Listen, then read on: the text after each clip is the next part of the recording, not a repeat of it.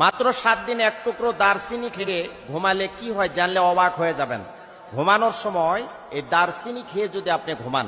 তাহলে নিজেই বুঝতে পারবেন যে আসলে এত উপকার আপনার জীবনে আসছে। আপনি নিজেই কিন্তু অনুধাবন করতে পারবেন, আপনি নিজেই বুঝতে পারবেন যে এতদিন এই জিনিসটা আমার হাতের কাছে থাকে, আমার বাড়িতে আছে, দোকানে আছে, আমরা তো সবসময় হাতের কাছেই জিনিসটা পাই, কিন্তু এটার ভিতরে যে এত কিছু উপকারিতা লুকিয়ে আছে এটা তো আমরা আগে জানতাম না। জীবনে যারা কোটি কোটি টাকা হসপিটালের বেডে শুয়ে থেকে ডাক্তারকে দিয়েছেন,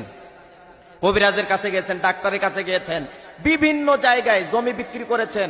লোন তুলে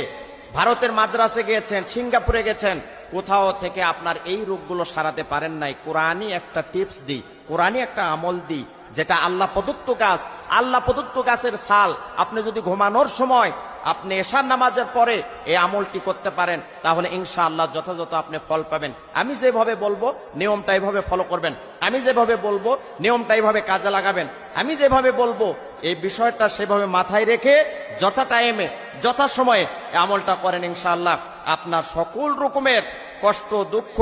অসুস্থতা, আপনার ভিতরে যে একটা অস্থিরতা সব কিছু দূর হয়ে যাবে ইনশাআল্লাহ। বিশেষ করে আমি বলবো যারা অসুস্থ মানুষ, যারা বিভিন্ন রোগী, হাঁটুতে ব্যথা, ক্যালসিয়ামের সমস্যা, এরপরে পেটের ব্যথা, এরপরে ডায়াবেটিক্স, এই ধরনের হাজার হাজার রোগ থেকে আল্লাহ পাক আপনাকে আমাকে শিফা দান করবে। দারচিনির ভেতরে এত শক্তি আল্লাহ রাব্বুল আলামিন দান করেছেন, কারণ এটা পৃথিবীর কোনো মানুষের তৈরি না, এটা আল্লাহ প্রদত্ত গাছ। এক নম্বরে আল্লাহ দেখেন কি দিয়ে রেখেছেন, যে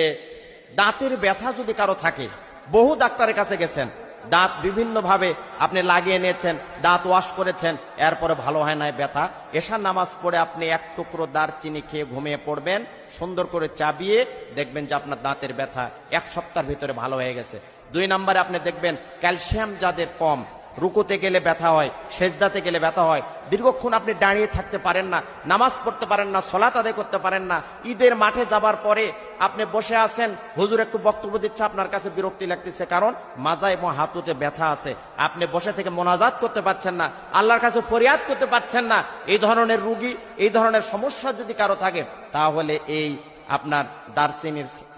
একটু খালি মুখে নিয়ে এশার সালাতের পরে ঘুমাতে যখন যাবেন, সব কাজকর্ম শেষ করে ওই সময়টা মুখে দিয়ে ঘুমিয়ে পড়বেন, ইনশাআল্লাহ আপনার সকল রকম রোগ থেকে আল্লাহ পাক হেফাজত করবেন। 3 নম্বরে হাড় শক্ত করে, যাদের হাড় দুর্বল আছে এই হাড় শক্ত করার জন্য আপনাকে দারচিনি খেতেই হবে অবশ্যই। 4 নম্বরে গ্যাস্ট্রিকের যাদের সমস্যা আছে, পেটের ব্যথা, সবসময় গ্যাস, মনে হয় যে